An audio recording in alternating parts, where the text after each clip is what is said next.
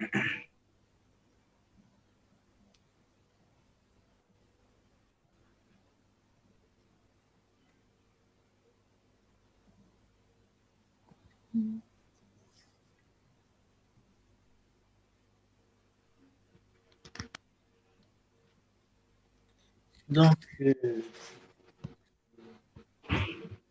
bonjour à tous.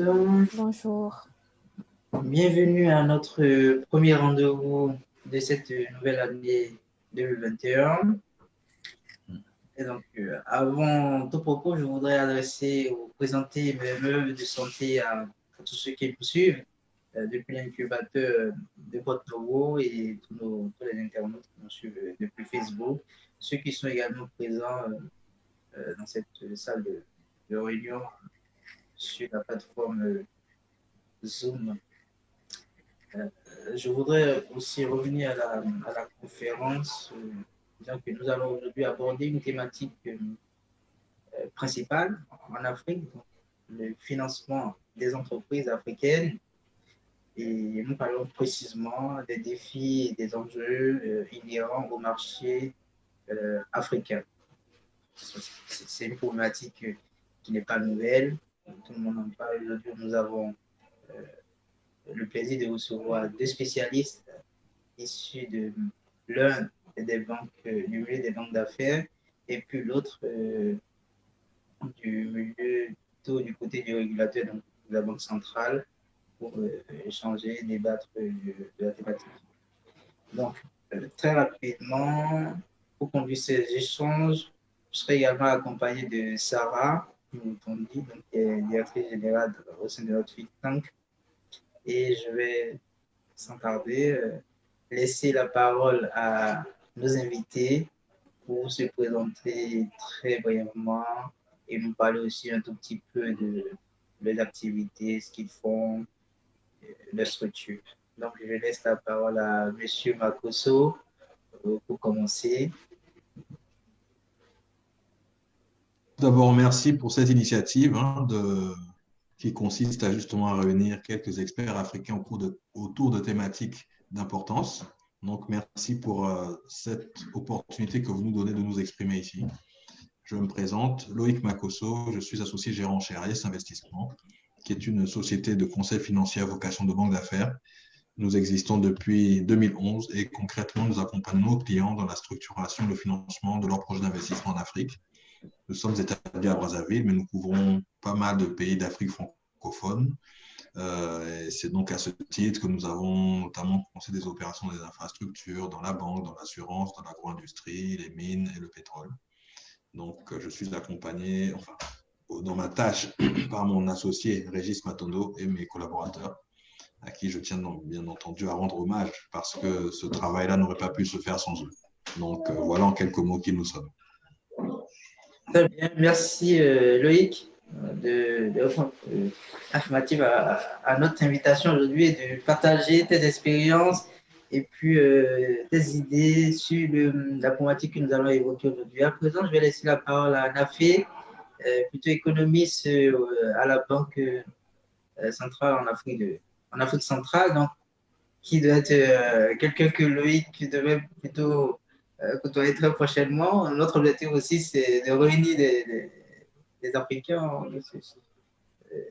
qui travaillent sur des sujets d'intérêt. Donc, Loïc qui est plutôt au Congo, si je ne me trompe, et puis l'Afrique qui travaille à la Banque des États de l'Afrique centrale. Donc, très rapidement, le lien se fera. Donc, on va laisser la parole à Nafé pour se présenter, si tu veux bien, et puis me parler un peu de la Banque centrale, ce qu'il fait. OK. Merci. Je tiens à féliciter aussi l'association AGEP pour l'initiative et je vous encourage à continuer dans ce sens, à aborder les questions et les problématiques d'intérêt pour le développement de l'Afrique. C'est une chose très intéressante et je vous en félicite. Moi, c'est Nafé Daba. Je suis économiste à la Banque des États de l'Afrique centrale. Je suis au service central, c'est au siège au Cameroun, à Yaoundé. Je suis à la direction des études de la recherche et des statistiques, précisément au pôle recherche. Donc, nous développons souvent des outils d'aide à la décision de politique monétaire. Nous menons des études économiques, des études sectorielles, produisons également des notes de conjoncture sur la base desquelles les organes de décision, notamment le comité de politique monétaire et d'autres organes, s'inspirent pour prendre des décisions quant à l'orientation de l'économie de la CEMAC. Donc, la BEAC est composée de 6 pays, à savoir le Cameroun, la République centrafricaine, le Congo, le Gabon, la Guinée équatoriale et le Tchad. Donc, je pars parfois également en mission à Brazzaville. Ce sera peut-être lors des prochains voyages. Ce sera une occasion pour moi de rencontrer Makosso et de faire sa connaissance aussi. Donc, voilà, merci. Très bien, merci Nafi pour ta présentation. Je vais à présent laisser la parole à Sarah. Si elle veut bien nous dire quelques mots sur le think tank, sur AGEB. Sarah qui a été récemment promue directrice de notre groupe. Donc, si elle veut bien nous dire quelques mots sur le groupe. Merci. Comme vous l'avez dit, je suis Sarah Goutoundji. Je suis la directrice générale du think tank de l'AGEB, c'est-à-dire que je suis chargée de la coordination et du pilotage des activités.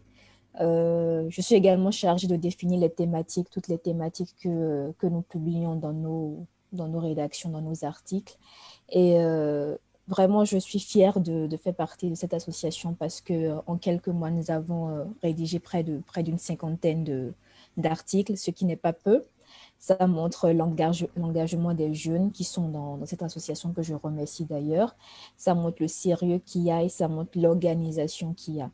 Et il y a énormément de travail à faire parce que vraiment, nous essayons d'expliquer au plus de monde possible comment fonctionne l'économie, comment fonctionne le système en Afrique afin que chacun prenne sa part de responsabilité. Et je suis vraiment fière, je le redis, de faire partie de cette association parce que nous avons un objectif. Et je vous remercie également les 2 personnes qui sont là, qui veulent bien nous aider à cet objectif de vulgarisation-là. Nous avons pour objectif d'avoir le plus de personnes au sein de notre association.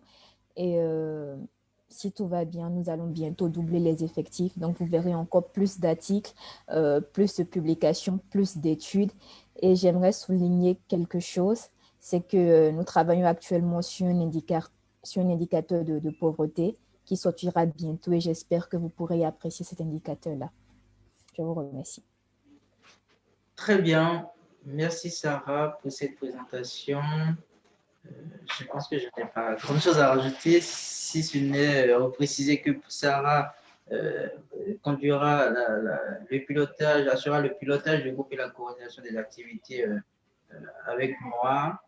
Et puis Sarah en charge de 2 équipes, quand même, l'équipe d'économie et l'équipe finance, donc dans nos structurations.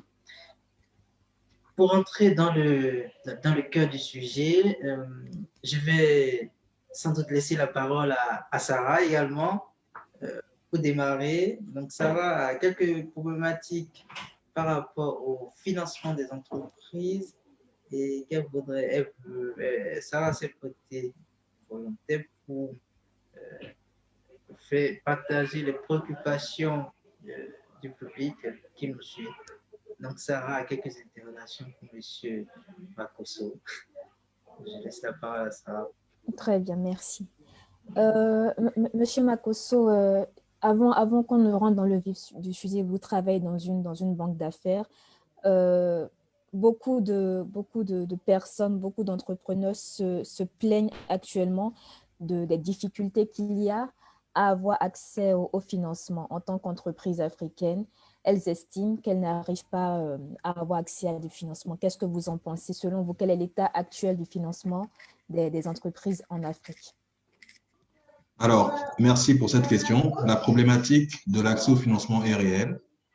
Et effectivement, beaucoup d'entrepreneurs se plaignent effectivement de ne pas pouvoir bénéficier de ressources pour justement financer leurs projets. Mais il faut savoir qu'à chaque cycle de développement de l'entreprise, normalement correspond une ressource, correspond un financement. D'accord? Une TPE sera difficilement éligible à un financement bancaire, quand bien même celle-ci, et je crois que notre ami de la BEAC ne me contredira pas, quand bien même celle-ci pendant un temps était sur liquide, mais malheureusement, les ressources d'une banque ne conviennent pas forcément aux TPE. Pourquoi? Parce que les banques ont des conditions auxquelles elles ne peuvent déroger. Vous avez le régulateur, la COBAC, qui a un certain nombre d'exigences que les banques doivent suivre, doivent respecter, et que malheureusement, des TPE ne peuvent pas suivre. Par exemple, une banque va exiger des états financiers sur 3 ans. Une banque va exiger des garanties. Ce sont des choses qu'une TPE, une entreprise qui vient d'être créée, ne peut pas forcément réunir. Et donc, par conséquent, elle se trouve exclue du système bancaire. En tout cas, elle n'est pas en mesure d'accéder à des financements. Et lorsque vous regardez la structure de nos économies, vous verrez que les entreprises qui peuvent bénéficier, si on a une pyramide, au sommet de la pyramide, vous avez les très grosses entreprises, donc les multinationales. Au milieu, vous avez les très grosses PME et la base de la pyramide, elle est constituée des TPE, donc les plus grandes entreprises. Et malheureusement, ces entreprises-là ne peuvent pas, à ce jour, bénéficier de financement pour les raisons que j'ai évoquées. Par contre, celles qui sont au deuxième étage ou donc au deuxième tiers ou au troisième tiers, elles peuvent effectivement beaucoup plus facilement accéder à des ressources bancaires, quand bien même celles-ci peuvent être élevées, mais elles peuvent accéder à des ressources bancaires parce qu'elles sont en mesure de répondre aux exigences des banques. Et donc, quel est l'état aujourd'hui du paysage financier? Aujourd'hui, vous avez 3 acteurs qui dominent. Vous avez les institutions de financement du développement, telles que la B2AC en Afrique centrale, la Banque africaine de développement au niveau panafricain ou la BOAD en Afrique de l'Ouest. Vous avez ensuite les banques commerciales et enfin, vous avez les institutions de microfinance, qui sont donc ces acteurs-là qui dominent aujourd'hui le paysage bancaire et financier en Afrique.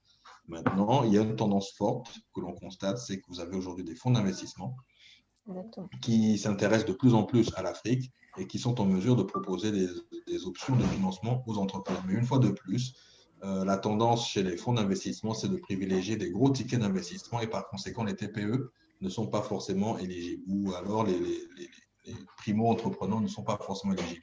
Et donc, vous allez me dire quelle serait la solution apportée.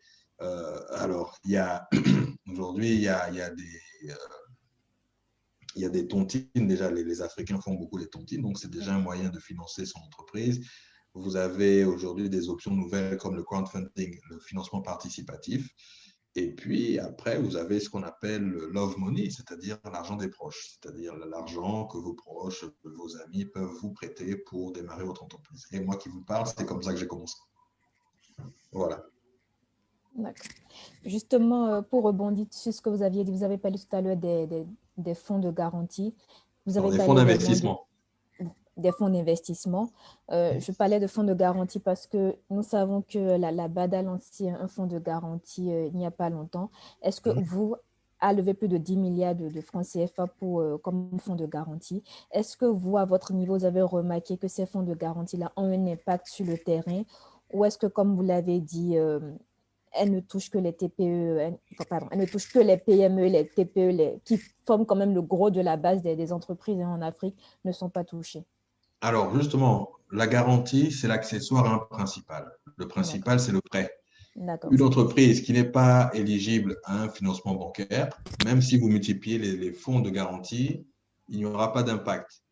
Aujourd'hui, le challenge, c'est justement permettre aux micro-entreprises africaines de grandir, pouvoir alors à ce moment-là être éligible à des financements bancaires et par la suite donc bénéficier justement de fonds de garantie qui permettraient de couvrir le risque pris par la banque dans une proportion maximale de 50%.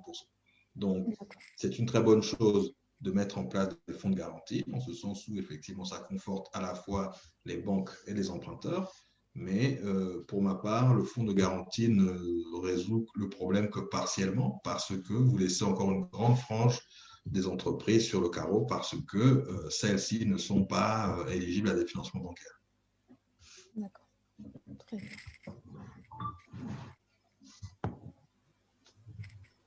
Alors, Sarah, si tu permets, je vais juste revenir sur quelque chose que disait M. Makosso. En fait, au final, il y a beaucoup de personnes, il y a beaucoup d'entreprises qui n'ont pas accès au financement bancaire en Afrique. Donc, la dernière fois, par exemple, j'intervenais au sein de think tank, à l'incubateur Incube Nouveau. Donc, c'est le premier incubateur à Porte Nouveau, c'est la capitale du Bénin, qui a été mis en place récemment.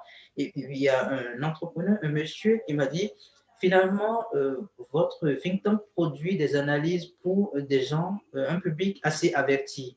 Et moi, je veux continuer dans cette dynamique, dans cette logique, de dire, finalement, est-ce que les financements ne sont pas destinés à un public averti et que la majorité des entrepreneurs chez nous qui n'ont pas forcément les moyens d'avoir des états financiers sur 3 ans, des choses comme ça, n'ont pas assez au financement bancaire chez nous. Est-ce que ce n'est pas un problème? Parce que finalement, ça représente quand même une masse, ceux-là qui sont dans ce système pas très formel. Est-ce que ce n'est pas un problème à la base, M. Mapusso? Je vous pose la question, vous êtes expert du domaine. Moi, j'ai plutôt un regard, je me base sur les chiffres, l'économie, tout ce qui se passe. Vous savez, la banque, la finance a un jargon spécifique, a des techniques, des exigences spécifiques, et même les personnes qui sont averties, c'est-à-dire des entreprises d'une certaine taille, ne sont pas toujours à l'aise avec les exigences de la banque, et c'est notre raison d'exister. Parce que nous, aujourd'hui, à Aries, nous conseillons nos clients en discussion avec les banques, avec des fonds d'investissement ou avec des institutions de financement du développement. Alors, les PME, effectivement, ou les TPE, beaucoup d'entrepreneurs ne sont pas forcément à l'aise dans la technique de financement, dans la technique bancaire. Fort heureusement, vous avez des institutions comme la BAD, comme la Banque mondiale, qui ont mis en place des mécanismes d'accompagnement pour justement permettre les échanges entre, d'une part, les acteurs de la finance, que sont les banquiers, et d'autre part, les entrepreneurs. Donc, le niveau de connaissance ne doit pas être un frein. Vous avez aujourd'hui des mécanismes qui permettent justement de fluidifier les échanges entre la banque et les entrepreneurs. D'accord. Voilà. Merci.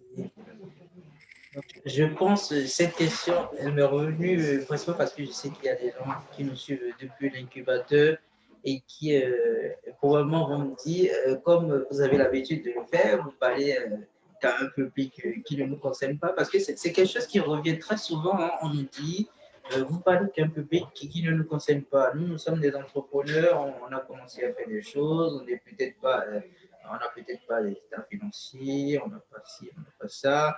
Mais on a des business, on a des activités qui fonctionnent pas mal, on a besoin de financement. Qu'est-ce qu'on fait finalement? Parce qu'on n'a pas d'issue. Donc, moi, je me dis, au final, ce que nous faisons, c'est pour répondre quand même, essayer de donner des éléments de réponse à ces personnes qui sont un peu dans la confusion, qui ne maîtrisent pas forcément la chose. Et donc, comment peut-on faire? C'est pour cela que nous mettons aujourd'hui. Donc, qu'est-ce que vous pouvez dire, par exemple, à un entrepreneur? Je prends quelqu'un qui est dans un village, qui a son activité, qui marche, mais qui a besoin, qui n'a pas accès au financement. Parce que, au fond, c'est de ça qu'on parle. C'est des gens qui ont des activités, qui sont dans des points assez reculés, ou, on va dire, qui n'ont pas un cadre qui leur permet d'aller forcément vers une banque. Qu'est-ce que vous le conseillez aujourd'hui en tant qu'expert du domaine, expert du financement? Alors, à ces personnes-là, je suppose que ces personnes-là vivent dans une communauté. Et donc, justement, le premier levier pourrait être la communauté, c'est-à-dire solliciter les membres de leur entourage proche dans le cadre de coopératives, dans le cadre de tontines. Ça se fait, je pense, dans les villages aussi. Et donc, dans ce cadre-là, effectivement, elles pourraient déjà avoir un début de réponse à leurs problématiques. Ce n'est pas forcément une problématique compliquée, mais effectivement, il pourrait s'agir d'acheter une bête, 2 bêtes, 3 bêtes, acheter des sacs pour faire de l'agriculture, enfin bref, Donc, je pense qu'à ce stade-là, ces personnes-là pourraient mobiliser leur communauté dans le cadre de tontines. Ce sont des choses qui se font dans les communautés rurales et donc ça peut être un moyen pour ces derniers de financer une activité. D'accord. Justement, la question que cela soulève, c'est que ces personnes-là, elles auront peut-être le capital de départ, mais elles n'auront pas la structure comptable nécessaire pour pouvoir après justifier auprès d'une banque d'état financier, pouvoir demander un crédit. Donc, ces personnes-là, au fait, certes, elles auront le financement de base, le capital de base pour pouvoir lancer leur entreprise, mais elles ne font pas partie du système dans le sens où il n'y a pas de documentation, il n'y a pas d'accompagnement légal de ce qu'elles font. Donc, comment est-ce que ces personnes peuvent rentrer dans le système légal une fois qu'elles ont un certain niveau? Comment est-ce que cela peut se faire? Est-ce que les banques prennent en compte ces considérations-là? Comment est-ce que ça se fait? Je sais qu'au Congo, par exemple, vous avez l'Agence de développement des PME, qui accompagne les TPE et les PME. Et donc, à ce titre-là, elles peuvent bénéficier. Mais une fois de plus, ça, c'est peut-être valable pour les entreprises qui sont dans une zone urbaine. Peut-être que ceux qui sont situés dans les zones reculées auront difficilement accès à cette expertise mise à disposition par les États. Mais le seul mécanisme que je connaisse aujourd'hui, en tout cas le seul dispositif que je connais, c'est celui mis en place par la DPME au Congo, qui justement peut prendre en main ces primo-entrepreneurs-là et les aider à se structurer. Après, il y a des associations locales qui peuvent participer à l'objectif de structurer ces TPE, mais c'est indispensable lorsqu'aujourd'hui on veut pouvoir grandir, lorsqu'on veut pouvoir intéresser des banques, il est important de pouvoir se faire accompagner. Pas forcément par nous, mais il y a des associations sur la place, vous avez l'État qui a mis en place des dispositifs pour accompagner ces entreprises. D'accord.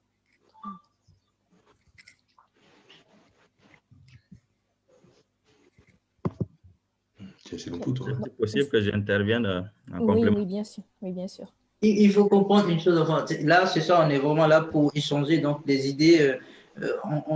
On essaye de dérouler la présentation vraiment au fil de l'eau, comme on le dit. Les idées viennent, on pose des problématiques. Nous, on reçoit des problématiques tout le temps. Donc, on essaie de vous les remonter. Vous êtes des experts et puis vous essayez de donner des éléments de réponse dans la mesure du possible. Et puis, ça se déroule vraiment, ce sont des échanges. Donc, on n'a pas une feuille de route très tracée où voilà, c'est tac, tac, tac, tac, mais on va plutôt se laisser guider par le. OK. Bon, en complément de ce que M. Makosso a dit, surtout en ce qui concerne les TPE et les PME qui sont beaucoup plus vulnérables et qui sont demandeuses de financement, bon, il a bien souligné que les banques ont beaucoup plus d'exigences en matière d'état financier et c'est aussi le cas chez les banques de développement.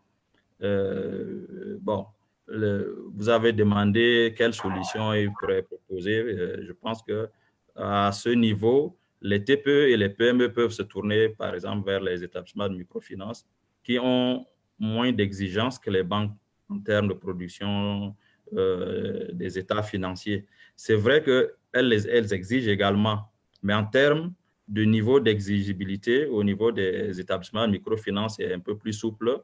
Et les établissements de microfinance ont l'avantage d'être plus proches des personnes dans les milieux ruraux. Elles peuvent facilement accompagner ces TPE dans le suivi et le décaissement des prêts, et également en termes de recouvrement. Certains EMF utilisent parfois certaines techniques entre guillemets informelles où elles ont des possibilités de suivre les opérations des PME et des TPE de bout en bout. Un autre axe, c'est peut-être les banques spécialisées dans le financement des PME. Ça existe dans certains pays. Il a cité le cas du Congo. Bon, là-bas, c'est une agence nationale de développement des PME. Mais dans d'autres pays, par exemple au Cameroun, il y a la Banque camerounaise des PME qui finance les opérations des PME. Donc, c'est une banque qui est à l'écoute des PME. Elle est mieux placée pour apprécier la situation financière des PME et mieux apprécier les besoins de financement des PME. C'est un peu comme il y a certaines banques qui sont spécialisées dans le financement des grandes entreprises. On peut prendre par exemple le groupe Citi. Citibank ne finance que les grandes entreprises, le groupe Standard Chartered, qui sont dans le financement des grandes entreprises. C'est un choix. Ils ont ciblé un segment de clients sur le marché pour les financer et ils assument. Et déjà, quand on voit les états financiers de Citi, Standard, le taux de créance en souffrance, parfois, c'est 0%. Ouais. Donc, c'est un choix, ils assument. Maintenant, il y a aussi des banques qui sont spécialisées dans les PME. Et ces banques, elles développent des outils qui sont spécifiques aux PME. Est-ce que les PME ont des besoins de financement sur le long terme, sur le moyen terme, sur le court terme? Et elles ont ces techniques pour mieux approcher ces entreprises. Mais ce qu'on peut déplorer aussi, ce sont les PME et TPE qui évoluent dans l'informel. Quand c'est dans l'informel, c'est difficile. Il faut toujours formaliser une activité, tenir une comptabilité, avoir un système de gestion de risque. Parce que quand on va sur le marché, on emprunte du crédit, il y a déjà un dispositif de gestion de risque qu'il faut mettre en place. Oui, mais dès lors que les entreprises continuent à évoluer dans l'informel, Makoso l'a dit, ces entreprises ne peuvent que se tourner vers le système de tontine.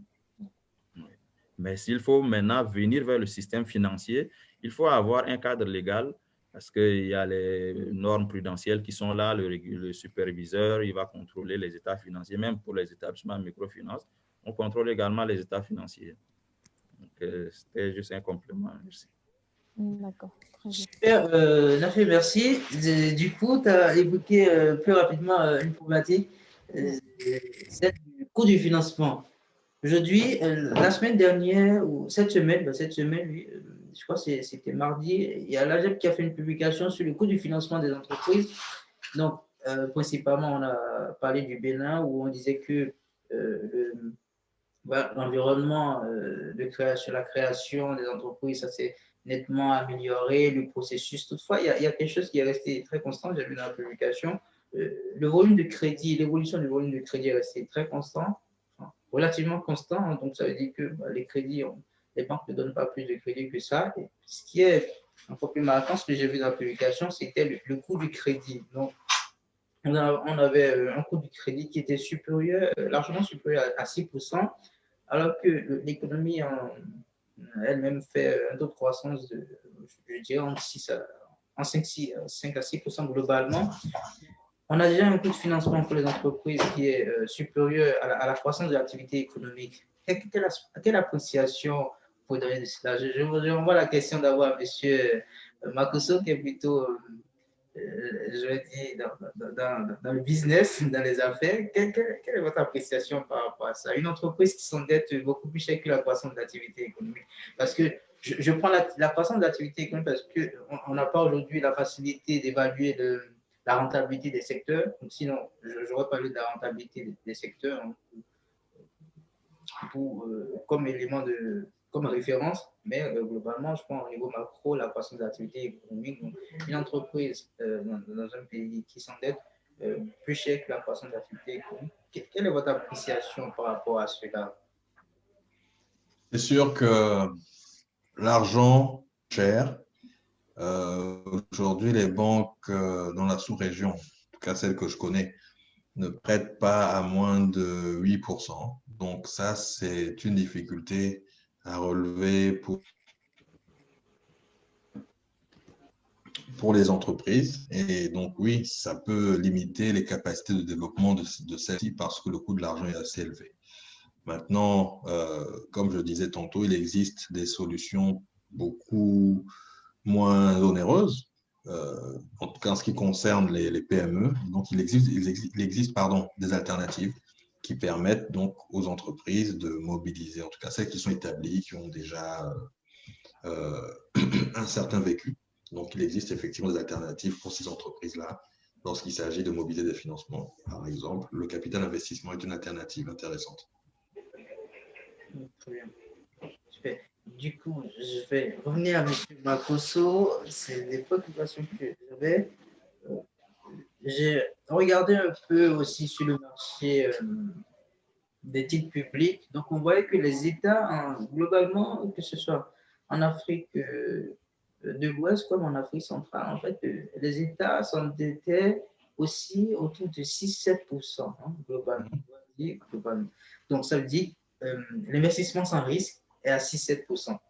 Donc, est-ce que ce n'est pas quelque chose qui motive aussi les banques à ne pas aller à ne pas baisser le coût du financement parce que finalement, si on prend l'obligation d'État qui est un investissement sans risque, si une banque peut aller investir sur des obligations d'État, donc des titres sans risque à 6-7%, en fait, qu'est-ce qui ferait que cette même banque irait accorder un crédit qui serait beaucoup plus risqué parce qu'on sait que les entreprises qui vont demander du financement parfois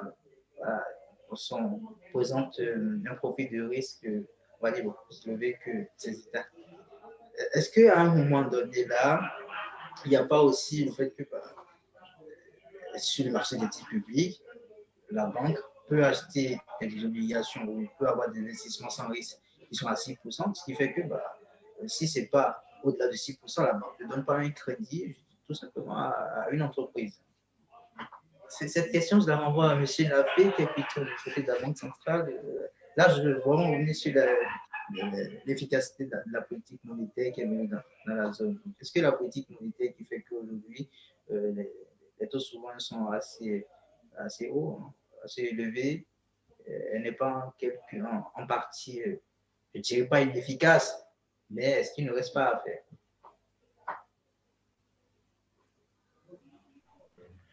Oui, c'est vrai que sur le marché des titres publics, bon, ce sont des obligations d'État, ce sont des actifs non risqués, c'est dans l'ordre de 6, comme vous l'avez dit.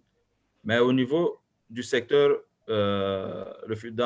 pour financer les entreprises, c'est vrai que vous avez donné également un taux d'à peu près 6%, mais je crois que ça, c'est beaucoup plus du côté de l'Afrique de l'Ouest. En Afrique centrale, le coût du crédit est légèrement au-dessus de 6%. Les chiffres que j'ai pour le coût de sortie de crédit hors assurance, hors taxes pour les grandes entreprises, ça se situe entre 7 et 12%. Entre 7 et 12%. Pour les PME, c'est entre 10 et 14%. Oui. Si on ajoute les coûts de l'assurance, ça peut se retrouver dans l'ordre de 15%. Les crédits pour les courts termes sont un peu plus élevés que les crédits pour le long terme. Il y a les questions de maturité qui sont là, donc le coût devient un peu plus faible. Donc, les banques, généralement, elles font un arbitrage. Donc, elles facturent le crédit à la clientèle sur la base du niveau de risque. Et pourquoi ça se retrouve à ce niveau un peu plus élevé. Et très souvent, pour les titres publics, c'est un appel public à l'épargne. Donc, les banques qui sont des spécialistes en valeur du trésor, qui sont des acteurs principaux de ce marché, ils soumissionnent sur la base des propositions et ça se fait par adjudication. Donc, on donne au meilleur offreur. Donc, c'est un mécanisme du marché qui se fait. Et très souvent, comme j'ai dit, c'est sur la base de l'adjudication. On satisfait les meilleurs offreurs. Donc, les banques, elles font souvent un arbitrage. C'est vrai que la Banque centrale a sa position, a son rôle à jouer là-dessus, mais la Banque centrale est un peu le dépositaire. Donc, il n'intervient pas directement dans la fixation des taux d'intérêt pour les titres publics. D'accord. Donc, finalement, je dis, ma question reste posée. Est-ce que la politique monétaire des banques centrales est quelque part inefficace aujourd'hui? Parce que, voilà, on a quand même des États qui s'endettent à 6, 7, 8%, 10%, 12%. Est-ce qu'en partie, on peut dire que la politique monétaire est inefficace sur ce point. Parce que si à côté, des États peuvent s'endetter à ces taux assez élevés, il ne faut pas s'attendre à un miracle du côté des entreprises. Donc, moi, ma question reste toujours posée. Est-ce qu'on peut dire que la politique des banques centrales reste inefficace aujourd'hui et qu'il faut vraiment une volonté des banques centrales de pouvoir vraiment contribuer à la baisse du coût du financement dans nos pays, dans nos États? Puisqu'au fond, c'est de ça que nous voulons parler aujourd'hui, des entreprises qui déjà n'ont pas tout accès au financement, et pour celles qui ont accès au financement, c'est des taux assez élevés, beaucoup plus élevés que la croissance de l'activité économique du pays. Donc, c'est soit on s'endette, soit on n'a pas la capacité, ou on ne peut pas s'endetter, soit finalement, quand on a la capacité ou quand on peut s'endetter, on s'endette beaucoup plus cher que la croissance de notre activité. Donc, dans les deux cas, j'ai envie de dire, on ne gagne pas forcément. Donc, mais il faut, mais derrière une entreprise, nous avons des problématiques de chômage, nous avons des jeunes qui sont au chômage. Donc, une entreprise qui s'endette beaucoup plus cher que son activité, donc ne fait pas de résultats, en quelque sorte, cette entreprise ne vit. Et surtout, cela incite à l'informel. Voilà, cette entreprise ne vit pas, cette entreprise n'embauche pas, donc les problématiques de la jeunesse resteront telles quelles. Qu'est-ce que la Banque centrale peut faire aujourd'hui? Qu'est-ce qu'elle fait? Quelles sont ses actions? Qu'est-ce qu'elle fait déjà? Et qu'est-ce qu'elle peut améliorer? Tout ça, c'est des problématiques qui nous intéressent aujourd'hui. En fait, l'efficacité de la politique de la Banque centrale s'évalue sur la base de l'atteinte des objectifs, de ses objectifs. La Banque centrale, son objectif, c'est quoi? C'est d'assurer la stabilité des prix, contrôler le niveau d'inflation pour qu'il soit modéré. Le taux d'inflation suivi au niveau de la BCAO, c'est 2%, au niveau de la BEAC, c'est 3%. Et quand le taux d'inflation est modéré, l'économie se régule tout seul. Ça permet le niveau de consommation, d'améliorer le niveau de consommation des ménages, le niveau d'investissement des entreprises. Ça permet également une expansion économique et la croissance économique va bon train. Alors,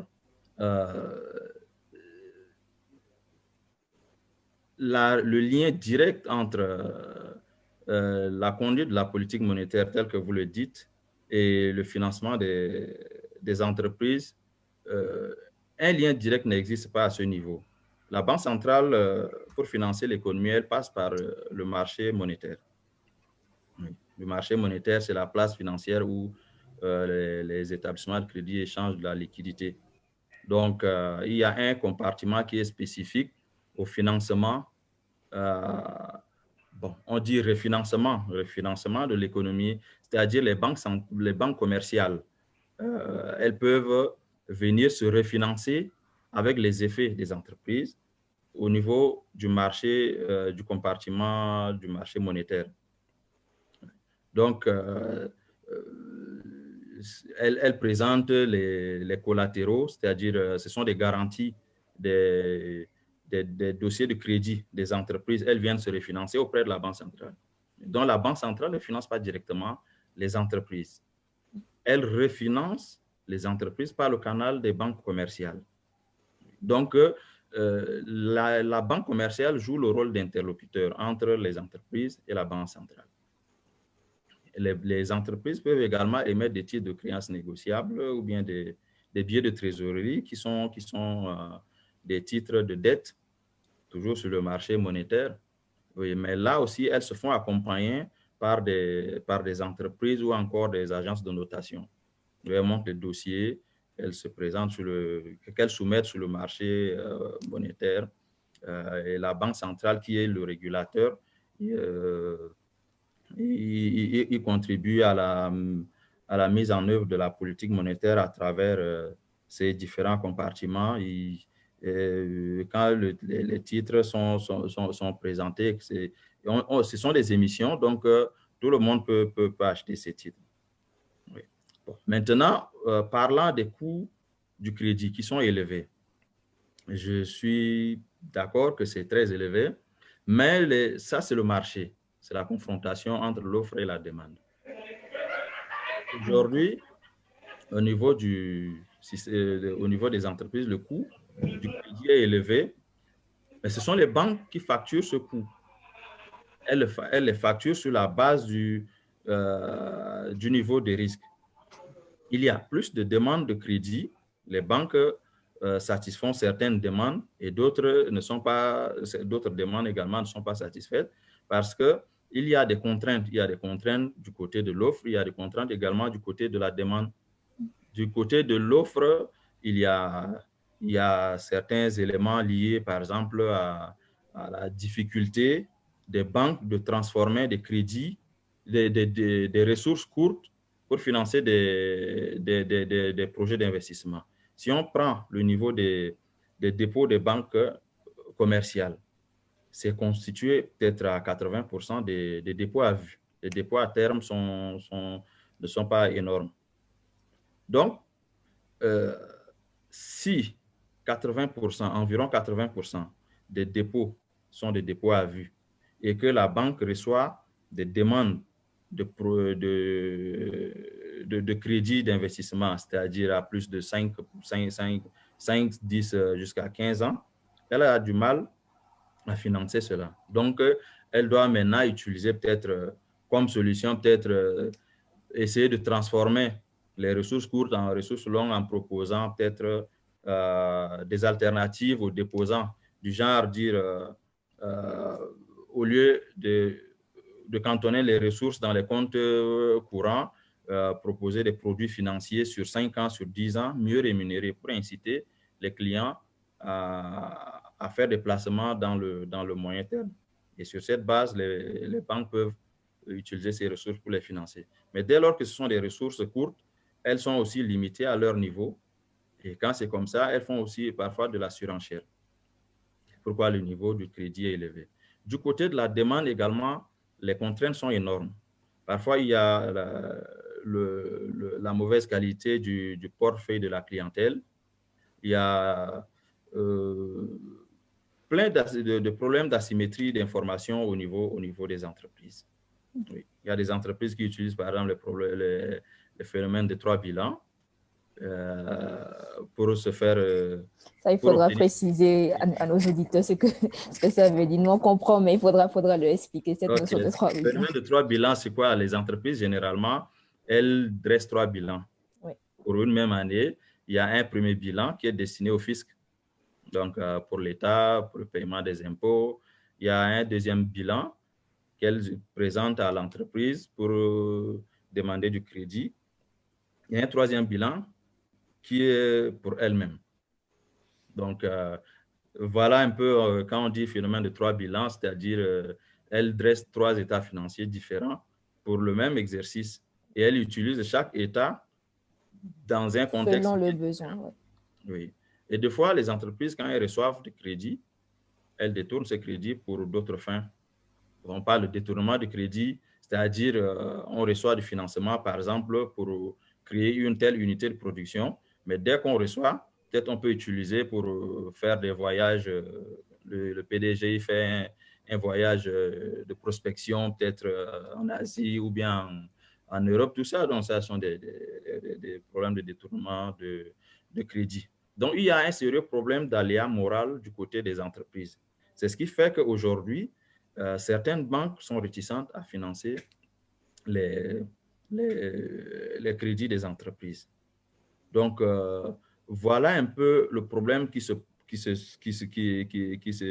pose du côté de l'offre, c'est-à-dire du côté des entreprises, et également du côté de l'offre, c'est-à-dire des banques, et du côté de la demande, c'est-à-dire au niveau des entreprises également. Donc, quand l'information n'est pas symétrique entre l'entreprise, qui est le demandeur, et la banque, qui est le prêteur, il y a une réticence à accorder du crédit. Et quand c'est comme ça, le banquier, il essaye d'élever le taux d'intérêt pour satisfaire les meilleurs clients. Et c'est ce qui se fait. Je me rappelle que j'ai eu un entretien avec le DG de UBA, l'ancien DG de UBA Cameroun il y a quelques années. Il m'a fait comprendre que ils ont du mal à financer certaines entreprises, certaines PME. Il m'a raconté, fait une anecdote. Ils ont accordé du crédit à un individu. C'est un individu, mais ça se passe également du côté des PME. Alors, le décaissement a été fait et une semaine après, on lui envoie l'acte de décès du bénéficiaire du crédit. Il y a un problème de moralité. Et il était convaincu que cette personne n'est pas décédée. Et quand c'est comme ça, les banques sont réticentes. Donc, c'est vrai que la Banque centrale, en tant que le régulateur, en tant qu'organisateur du marché monétaire, il met en place des dispositifs pour refinancer les dossiers de crédit des entreprises. Mais déjà, au niveau du comportement du demandeur, il y a des problèmes. Les banques commerciales ont assez de ressources. Avant que la Banque centrale intervienne pour financer, il faudrait d'abord que les banques commerciales, si je peux me permettre de dire, assèchent sa liquidité oisive pour financer, dans le financement des entreprises. Au niveau de l'UEMOA et au niveau de la CEMAC, dans chaque union monétaire, le niveau des réserves des banques actuellement, c'est dans l'ordre de 3 000 milliards. D'accord. Les réserves obligatoires sont de l'ordre de 1 000 milliards. Si on fait la différence, ça veut dire qu'il y a à peu près 2 000 milliards qui sont des réserves libres. Les réserves libres servent à financer les opérations des entreprises. Alors, avant que la Banque centrale ne vienne pour donner un coup de pouce aux banques commerciales et financer les entreprises, il faudrait que les banques commerciales elles-mêmes, elles épuisent leurs ressources. Mais puisqu'elles ont des réserves oisives qui sont là, même si la Banque centrale utilise tous ces instruments pour rendre efficace sa politique monétaire, il y a l'interlocuteur, la Banque centrale qui est au milieu entre la banque commerciale qui est au milieu entre la Banque centrale et les entreprises. Le problème est à ce niveau. La banque commerciale sait apprécier le marché. Il y a vraiment des problèmes de sélection adverse, des problèmes d'aléa moral au niveau des entreprises. Parfois, les réserves sont oisives et elles dorment dans les comptes de la Banque centrale. Donc, cela me permet de relancer M. Makosso sur quelque chose qui est plutôt très en contact avec les banques commerciales, du coup, j'aurais compris. Est-ce que, si je comprends le discours de M. Daba, c'est que la Banque centrale fait son travail. Donc, le problème ne se situe pas forcément au niveau des banques centrales. Les banques commerciales ont assez de liquidités pour financer l'économie, mais la problématique se trouve plutôt au niveau de l'évaluation du risque des entreprises, donc des clients des banques commerciales. Est-ce que vous pouvez nous dire quelque chose, un mot là-dessus? Parce que j'imagine bien que vous accompagnez des clients et donc votre rôle aussi, c'est de les aider à minimiser en quelque sorte leurs risques pour pouvoir en tout cas augmenter leur chance, la probabilité qu'ils puissent avoir accès à un financement. Donc, qu'est-ce que vous pouvez nous dire à propos du risque des entreprises aujourd'hui sur le marché africain, chez nous en Afrique? Qu'est-ce que vous pouvez nous dire à propos de l'évaluation du risque, du profit du risque? Quels sont les risques? Qu'est-ce qui fait peur aux banques commerciales, j'allais dire? Alors, il faut savoir qu'une banque, pour financer une entreprise, retient de manière générale 3 critères. Premièrement, la capacité à emprunter. Deuxièmement, la capacité à exécuter. Et troisièmement, la capacité à rembourser. La capacité à exécuter, qu'est-ce que c'est? À emprunter, pardon, qu'est-ce que c'est? On va faire l'analyse de l'emprunteur. Déjà, est-ce qu'il est suffisamment structuré? Quel est l'état de sa gouvernance? Est-ce que c'est une entreprise qui est bien gouvernée? Est-ce que l'entreprise tient ses conseils d'administration? Est-ce que le directeur général reporte au conseil d'administration? Est-ce que les organes de gouvernance fonctionnent? Ça, c'est ce qu'on regarde. On va également regarder la capacité empruntée, c'est-à-dire est-ce que sur un projet qui vaut 100, en général, les banques exigent que l'entreprise apporte 30 et les 70 pourraient être apportés par les banques. Donc, est-ce que cette entreprise-là dispose déjà de ressources pour qu'elle puisse emprunter? Deuxièmement, on va regarder la capacité à exécuter. Est-ce que l'entreprise est suffisamment bien organisée pour exécuter le projet pour lequel elle souhaite investir? Et enfin, troisièmement, la capacité à rembourser. Est-ce qu'il existe des débouchés qui pourraient rassurer la banque quant à la capacité justement de l'entreprise à rembourser? Donc, ça, ce sont des critères que les banques regardent. Tout à l'heure, M. Naba a parlé d'asymétrie d'information. Qu'est-ce que c'est l'asymétrie d'information? C'est que vous avez d'un côté les banques et de l'autre les entreprises. Et ces deux-là n'ont pas, alors qu'ils travaillent sur la même cible, sur le même projet, sur le même dossier, ces deux-là n'ont pas forcément le même niveau d'information. Donc, la banque en général, pour compenser l'asymétrie d'information, va appliquer un taux d'intérêt assez élevé parce qu'elle va se couvrir contre un risque qu'elle peut estimer dans le cas d'une opération pour laquelle elle s'engage. Et nous, justement, en tant que conseil, notre travail va justement consister à limiter au maximum l'asymétrie d'information. Faire un travail en amont avec l'entreprise pour nous assurer qu'elle a toutes les informations dont la banque aura besoin pour justement par la suite bénéficier d'un financement. Nous allons également réfléchir avec l'entreprise sur le schéma de garantie à mettre en place. Qu'est-ce qu'elle serait capable de proposer à une banque pour couvrir le financement qu'elle souhaite obtenir. Donc, c'est un travail de longue haleine qu'il faut faire justement pour préparer une entreprise à être éligible à un financement. D'accord. Y a quelque chose que tout cela me fait penser à une alternative. Jusque-là, nous parlons de la capacité de financement, du financement via le crédit. Et de tout ce qu'on a dit jusqu'à maintenant, je retiens que c'est très compliqué pour des petites entreprises d'y avoir accès, d'avoir tout ce qu'il faut, d'être dans les bonnes conditions pour avoir accès à du financement via les banques.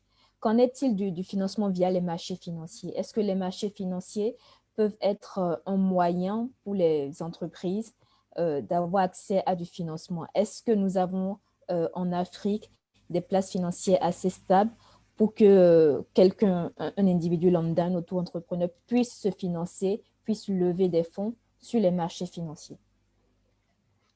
Alors, effectivement, le rôle des marchés financiers, c'est de recycler l'épargne. C'est-à-dire que vous avez d'un côté des investisseurs et de l'autre côté, vous avez des personnes qui ont besoin de capitaux. C'est comme si vous alliez au marché et qu'il y a quelqu'un qui vous vend de la tomate parce que vous en avez besoin. C'est le rôle des marchés financiers. Alors, les places financières en Afrique, il y en a plusieurs. En Afrique de l'Ouest, vous avez la place financière d'Abidjan, donc avec la BRVL. En Afrique centrale, vous avez la place de Douala. Vous avez également la bourse de Lagos au Nigeria. Vous avez une bourse à Nairobi. Vous en avez une à Johannesburg qui ont une certaine réputation. D'accord? Donc, effectivement, les marchés financiers peuvent permettre une allocation optimale des ressources. Mais une fois de plus, l'accès aux marchés financiers est conditionné par le respect de règles très strictes. Parce que sur le marché financier, le maître mot, c'est la confiance. D'accord? Donc, il faut que ceux qui viennent solliciter l'épargne du public montrent patte blanche pour justement bénéficier de ces ressources. Et c'est le travail que fait le régulateur. Chez nous, en Afrique centrale, c'est la COJUMAF qui valide les opérations qui pourraient bénéficier de l'appel public à l'épargne. Donc, oui, les marchés financiers peuvent financer l'économie. Par contre, l'accès au marché financier est conditionné par le respect de règles très strictes. Et donc, pour pouvoir, ce n'est pas forcément une fois de plus, une TPE ou une PME qui commence, qui va pouvoir accéder au marché financier, mais avec l'expérience, avec le vécu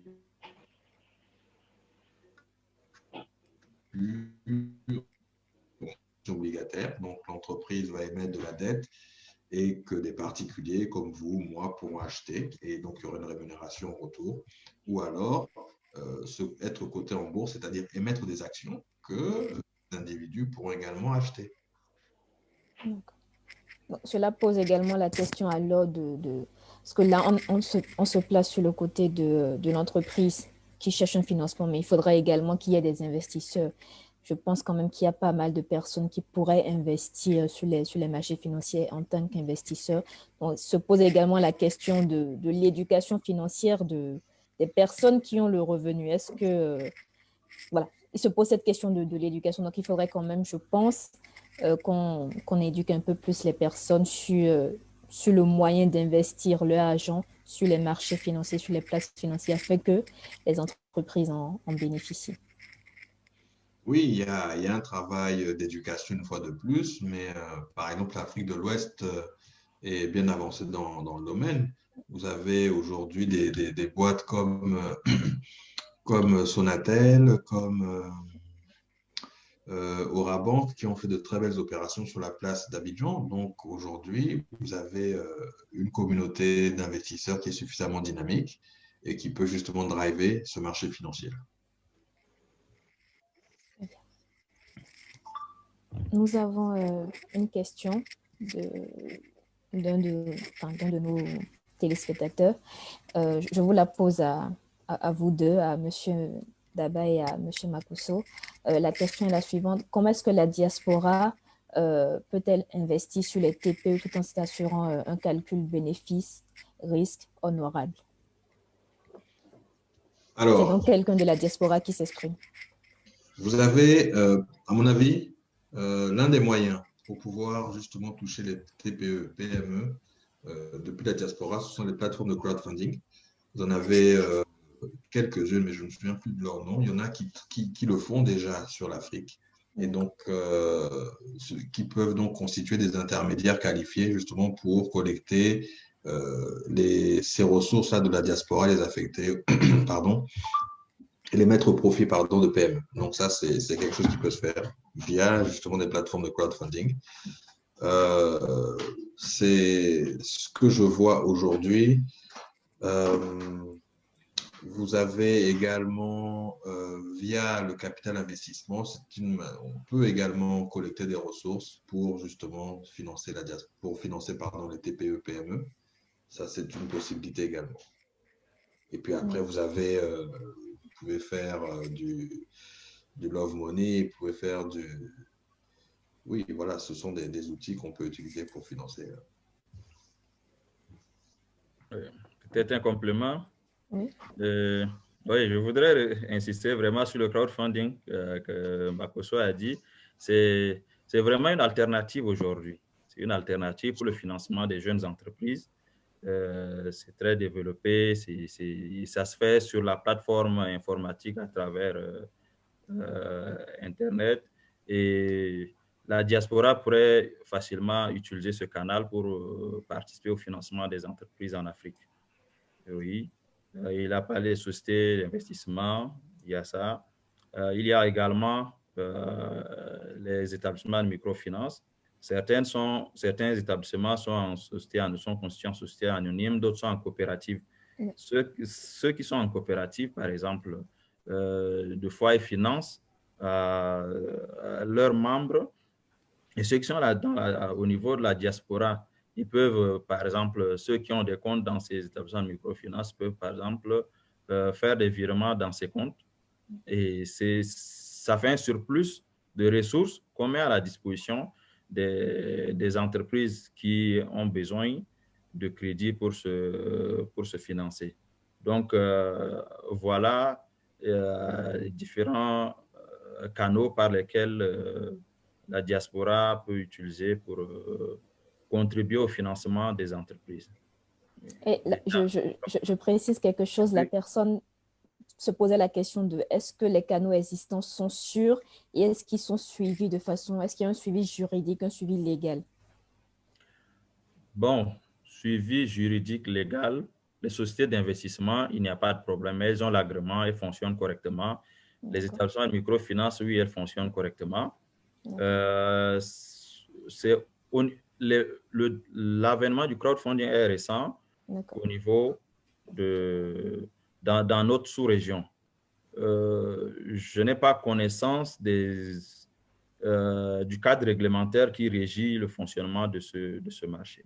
Mais c'est un financement direct entre le demandeur et l'offreur.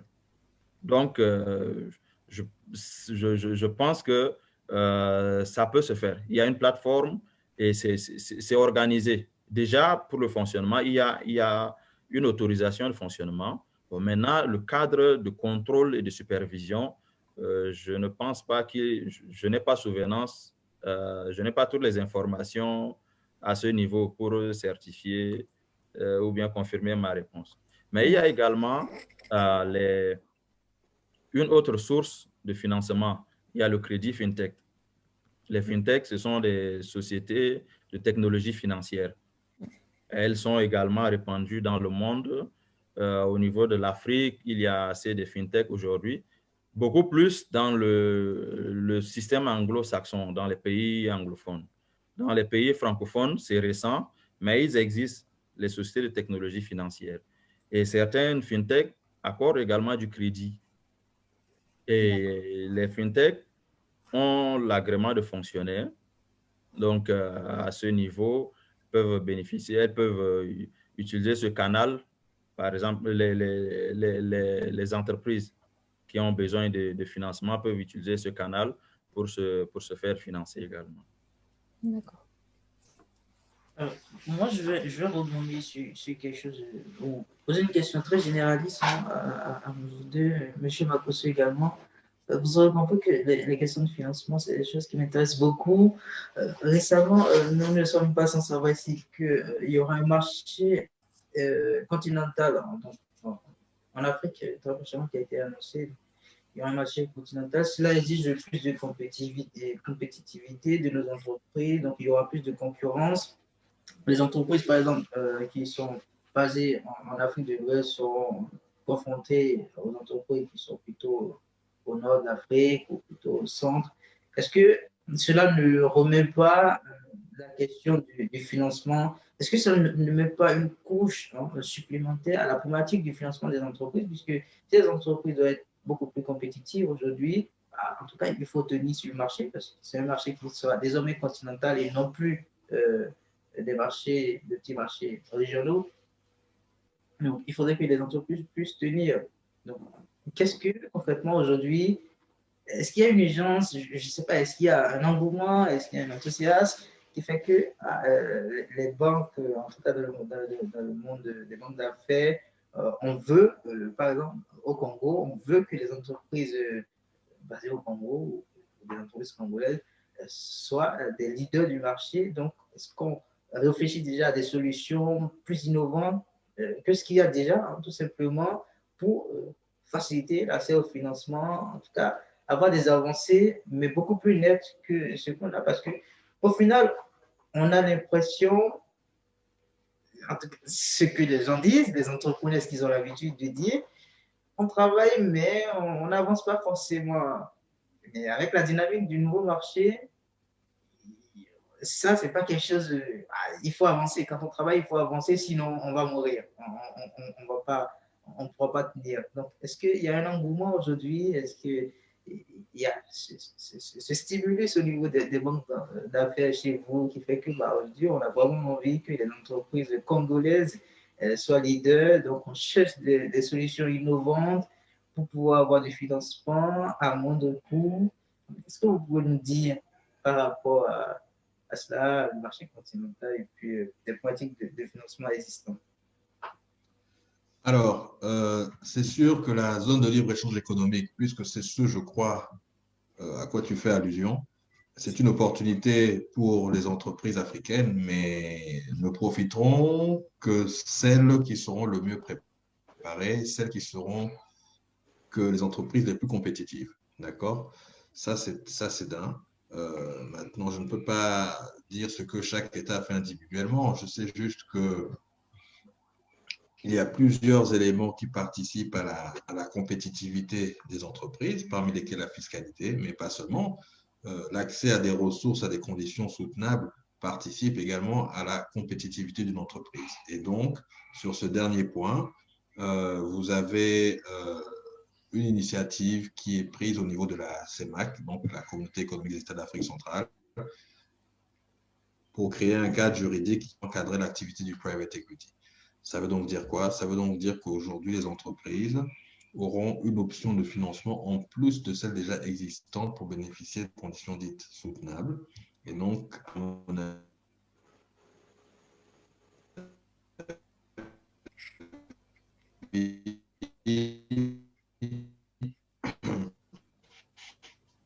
l'arrivée d'un capital investisseur va permettre à la gouvernance. Et donc, l'objectif d'un capital investisseur, c'est de maximiser, de fructifier son investissement. Et donc, il va travailler de concert avec la direction de l'entreprise pour justement la rendre beaucoup plus compétitive et par la suite, donc, récupérer les investissements qu'il aura pu réaliser.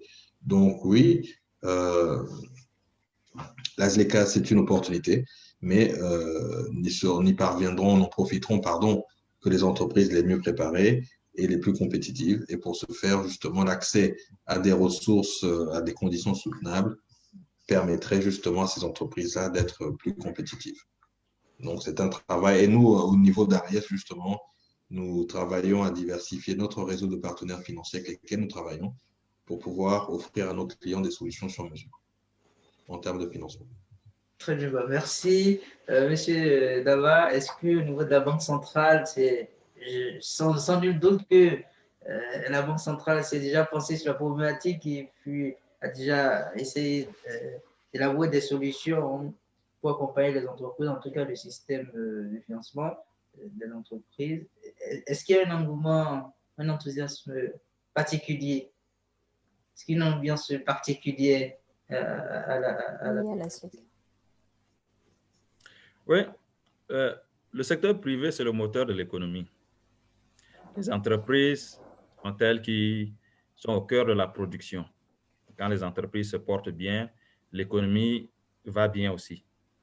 Et les institutions financières sont là pour donner un appui aux entreprises pour mieux fonctionner.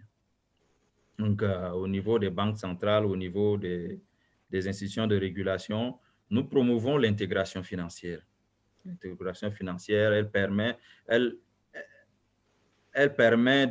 contribue à l'expansion de l'économie au-delà des frontières. Donc aujourd'hui, avec un marché continental africain, c'est toujours important. Et les banques centrales, que ce soit la BEAC ou encore la BCAO et d'autres banques centrales, toutes ces institutions se sont mises dans cette mouvance pour pouvoir accompagner les principaux acteurs à atteindre cet objectif qui est celui d'avoir un marché continental. Des dispositifs pour accompagner les entreprises, elles existent. C'est vrai, comme je l'ai dit tout à l'heure, les banques centrales, des fois, ne sont pas en contact direct avec les banques, avec les entreprises. Elles passent parfois par les banques commerciales et également par les banques de développement. Il avait cité tout à l'heure, Makoso a cité certaines banques de développement qui sont également les acteurs du marché, à savoir la BDAC, qui est au niveau de la banque centrale, qui est au niveau de l'Afrique centrale. Il y a la BOAD également. Particulièrement pour nous, au niveau de l'Afrique centrale, la Banque centrale, elle accompagne véritablement la Banque de développement dans le financement de l'économie, en plus de ce qu'elle fait déjà sur le marché monétaire avec les banques commerciales. Donc, puisqu'avec l'horizon de la politique monétaire, c'est dans le court terme, avec les banques commerciales, c'est beaucoup plus le court terme. Avec la Banque de développement, ce que la Banque centrale fait, elle vient en augmentation du capital de la Banque de développement. Donc, si par exemple, vous voyez les rapports d'activité de la Banque de développement, vous allez vous rendre compte qu'il y a eu augmentation du capital de la BDAC, mais c'est la Banque centrale qui finance une partie de ces activités de la BDAC par l'augmentation du capital. Donc, elle met à sa disposition des ressources supplémentaires qu'elle utilise pour financer les activités, les entreprises, les grandes entreprises et autres. Donc, tout cela, c'est pour concourir à rendre ces entreprises compétitives. Et un jour, si on atteint un niveau d'intégration financière élevé avec un marché continental qui s'épanouit bien, dans chaque pays, il y a au moins des entreprises qui sont compétitives à l'échelle internationale. Et quand il y a des entreprises qui se portent bien, elles peuvent également tirer d'autres. C'est vrai qu'il y a des questions de compétitivité, mais il y a également des questions de complémentarité entre les entreprises également. Et Certaines entreprises peuvent tirer les autres. ça doit rejoindre, M. Makosso serait très content quand il y aura des entreprises qui vont émerger parce que les questions de fusion-acquisition, c'est là qu'interviennent les politiques de fusion-acquisition. Donc, forcément, quand une entreprise n'en peut plus, elle se fait un peu absorber par une autre. En tout cas, pour que la synergie continue et puis qu'on puisse. L'essentiel, c'est de rester sur le marché et ne pas perdre, ne pas du tout quitter le marché. Monsieur Makosso peut me contredire là-dessus, c'est un aspect du domaine, mais je pense que oui, quand ça va commencer à grandir, les questions de fusion-acquisition pourraient beaucoup plus se développer, les ventes d'affaires telles que celles que dirige M. Makosso ont vocation à ces choses. J'ai toutefois une question pour M. Makosso. Vous avez parlé des financements alternatifs, donc tout ce qui est fintech, crowdfunding. Est-ce que vous les constituez, enfin, vous les voyez comme des menaces pour votre activité aujourd'hui ou dans le paysage dans lequel vous évoluez? Quel est le part de marché? Est-ce que c'est des choses qui existent vraiment ou voilà, on entend juste parler?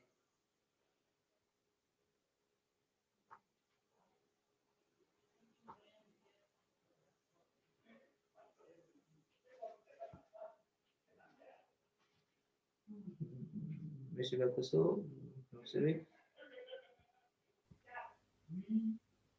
En fonction du... On ne vous reçoit pas, Monsieur Bacosso. Je ne sais pas s'il y a un problème de connexion. Votre micro est coupé.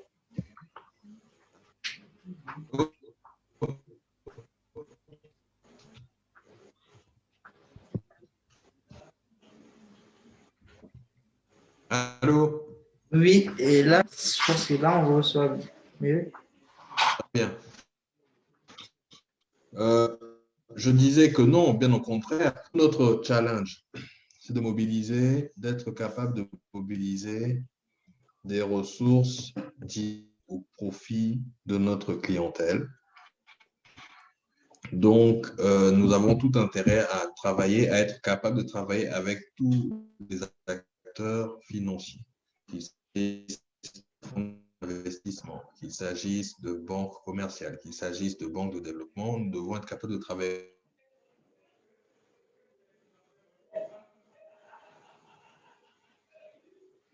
de financement au profit des entreprises de la sous-région et africaines de manière générale.